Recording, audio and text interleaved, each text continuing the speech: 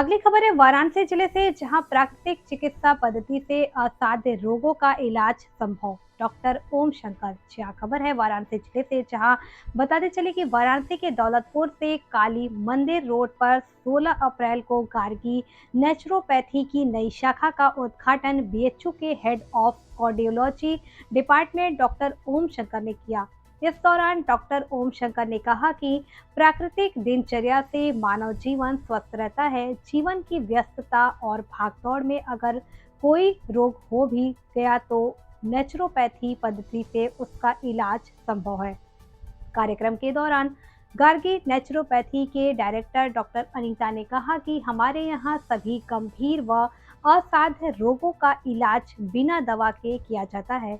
प्राकृतिक चिकित्सा पद्धति अपनाकर हमारे यहाँ wet pack body detoxification, earth therapy, immersion heart water therapy, cold and hot water therapy, deep breathing, hydrotherapy and food therapy से इलाज किया जाता है। गार्गी नेचुरोपैथी में इलाज के दौरान किसी भी मेडिसिन का उपयोग नहीं किया जाता है, इसलिए साइड इफेक्ट का खतरा नहीं रहता। कार्यक्रम का संचालन एडवोकेट प्रेम प्रकाश यादव ने किया। इस दौरान पूर्व लेक्चरर राजदेव, सुप्रीम कोर्ट के वरिष्ठ अधिवक्ता Ashok Sehgal, BN Singh, Lorik Yadav, Queens College के vice principal Shriram Yadav, Pratima Srivastava, doctor Usha Gupta, Surajmani Devi सहित दर्जनों लोगों की उपस्थिति रही। देखिए वाराणसी से रविंदर गुप्ता की रिपोर्ट।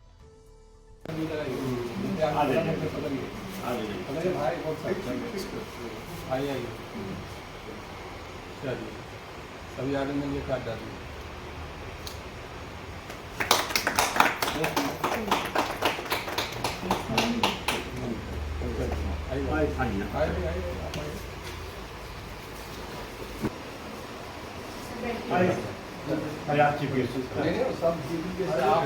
केमिकल यूज की किसी भी डिजीज़ को मतलब पूरा प्रयास होता है जो हमारे फाइट एलिमेंट्स हैं उनकी जहाँ डिफिशेंसी होती है तो हमारा मानना है कि फिर उसी से डिजीज़ भी होती है। तो उसी डिफिशेंसी को हम पूरा करते हैं जल वायु और गैस पृथ्वी मिट्टी पानी ये सब चीज़ों से।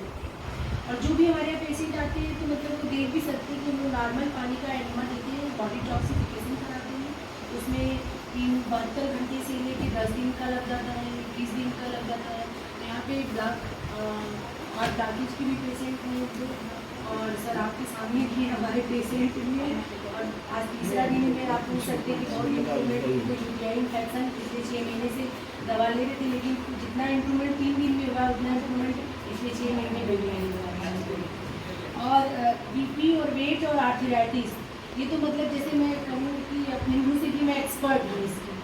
और शुगर वगैरह को भी 72 घंटे में कंट्रोल कर लेती बिना किसी मेडिसिन के और बॉडी टॉक्सिफिकेशन में। और हमारे यहाँ जैसे एक बच्ची आई थी 7-8 साल की थी तो वो इनहेलर 3 बार यूज करती थी, तो उसको दमा का पेशेंट थी तो बोल रहे थे कि अब ये ठीक नहीं होगा, लेकिन हमारे यहाँ 11 दिन में उसका बेस्ट ठीक हो गया और अच्छी से अभी इस समय है भी 1 महीना से ऊपर हुआ है, लेकिन अब तक उसको इनहेलर का यूज नहीं करना। L4, L5 इस तरह से जितने भी स्पाइनल कार्ड के लिए और स्पाइनल कार्ड के जितने भी मतलब इस तरह से बोन्स की भी प्रॉब्लम है, इसको भी मैं मतलब इमर्सन हार्ट वाटर थेरेपी देती हूँ, ब्लड सिस्टम में मड थेरेपी और करेले का और नीम का जो होता है उसको बात करवाती हूँ। और जैसे जैसे डिजीज होती है उसके अकॉर्डिंग मैं थेरेपिया में चेंज कर करके और किसी को सिर्फ धूप में ही बिठाकर कुछ प्राणायाम हल्का फुल्का करवा कर बहुत सारे मतलब ऐसे ही डिजीज हमारे करते हैं। लेकिन बॉडी टॉक्सिफिकेशन और डाइट ये दोनों मेरा मतलब तो किस डिजीज़ में क्या डाइट देना चाहिए, कितना देना चाहिए, क्यों देना चाहिए, इस पे मेरा ज़्यादा फोकस है। पर्चा बता दें। मैं अनीता, डॉक्टर अनीता नेचुरोपैथी में प्रैक्टिस कर रही हूँ पिछले कई सालों से। और मेरा मानना है कि जब से बच्चा गर्भ में आता है अगर माँ का वहीं से डाइट बिल्कुल न्यूट्रिशियन हो, डेड हो नहीं, मतलब जैसे हम लोग अगर लाइव है क्योंकि हम जिंदा हैं तो जिंदा ही हमें खाना चाहिए। हमारे मानने जो हमारे बॉडी में एंजाइम है वो लाइव चीज़ों को जल्दी ऑब्जर्व करती है, उससे हमें तुरंत न्यूट्रिशन दे देती है। तो जैसे फास्ट फूड है या जितने भी डेड फूड है, मैं मतलब मना करती हूँ कि एनिमल फूड और डेयरी फूड अगर इन दोनों चीज़ों को न लिया जाए या बहुत कम लिया जाए तो हमें ऐसे ही 70% बीमारी नहीं होगी। और अगर हम इसमें फ्रूट वेजिटेबल्स अगर अपने भोजन में 80% अगर हम लेते हैं तो हमें ऐसी ही सारी बीमारियों से लड़ने के लिए ऑटोमेटिक हमारा ऑटोफेजी सिस्टम ऑन हो जाता है और हमारे सारे सेल्स एक्टिव हो जाते हैं। अब बात कीजिए मैम, आपने दावा करती हैं कि जोड़ों का दर्द, मोटापा, हार्ट अटैक, किडनी डिजीज को भी। सर मैं प्रयास कर रही हूँ, दावा नहीं कर रही हूँ सर। पहले तो ये सेंटेंस ही गलत है कि मैं दावा कर रही हूँ। मैं प्रयास कर रही हूँ और अपना 100% एफर्ट्स दे रही हूँ, अपना प्रयास कर रही हूँ और सेल्फ से कर रही हूँ। मैं ये भी नहीं कर रही हूँ कि मैं किसी प्रकार का कोई केमिकल, किसी प्रकार का कोई मेडिसिन यूज करती हूँ। जैसे किसी ने कहा कि जूस पी लीजिए 200 ml, तो अगर हम कहते हैं कि जूस जो भी है तो हम उसको तुरंत ताज़ा निकाल कर देते हैं, उसका प्रोसेस होता है। जैसे मान लीजिए टमाटर का जूस मैंने कहा निकालने पीने के लिए, तो मैं टमाटर पहले मंगवाती हूँ, उसको आधे घंटे पानी में डीप करवाती हूँ, उसके बाद उसको निकालती हूँ, उसके बाद उसका जूस निकाल के देती हूँ।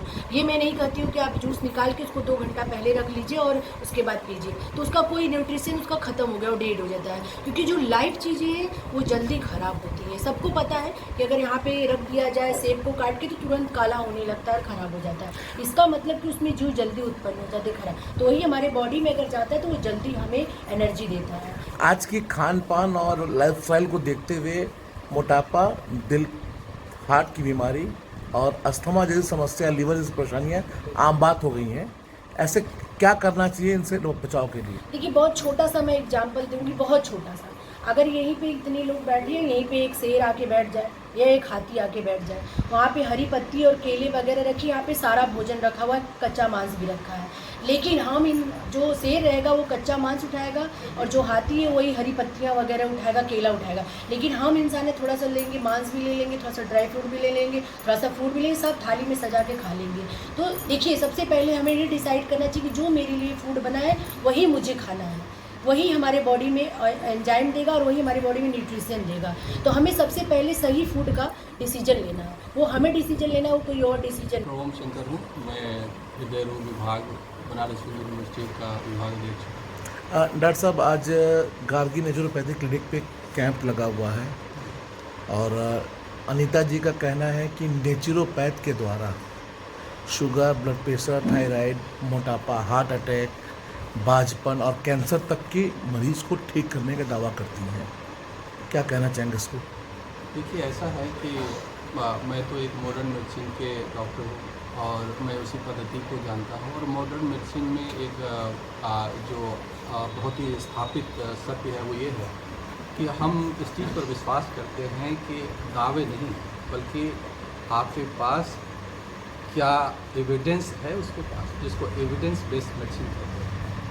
मेरा मानना है व्यक्तिगत तौर पर कि जितनी भी चिकित्सा पद्धति है हमारे देश में या पूरी दुनिया में, या फिर वो आपका जो भी स्थापित मोड ऑफ ट्रीटमेंट है, सबका कहीं न कहीं कुछ न कुछ रोल है और उनको बहुत सारे शोध के बाद ही आविष्कार में लाया जाता है। लेकिन आधुनिक जो चिकित्सा पद्धति है जिसको कि आप मॉडर्न मेडिसिन कहते हैं, उसमें अच्छाई ये है कि वो अपने एविडेंस को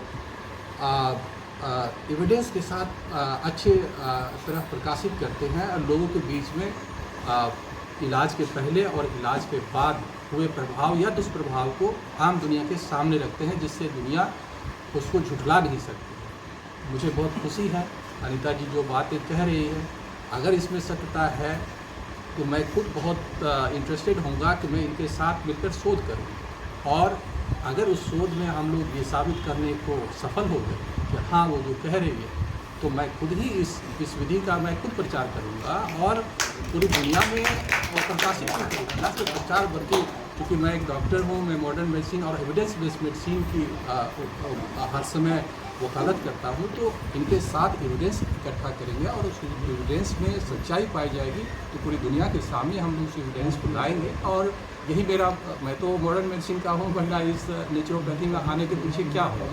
मेरे यहाँ आने का मुख्य उद्देश्य यही है कि और मुझे नहीं लगता, मैं नकारात्मक सोच नहीं रखता कि नहीं ये नेचुरोपैथी है कुछ नहीं कर सकती है, ये गलत धारणा है। क्योंकि देखिए हर वो मनुष्य, हम और आप जो हैं नेचर की ही उत्पत्ति है। अगर नेचुरल और कोई भी इलाज जो है वो नेचुरल तरीके से अगर वो सार्थक है तो उससे बेहतरीन दुनिया में कोई इलाज हो ही नहीं सकती है। और हर पद्धति जो है उसी में आकर, और आज जो है हम लोग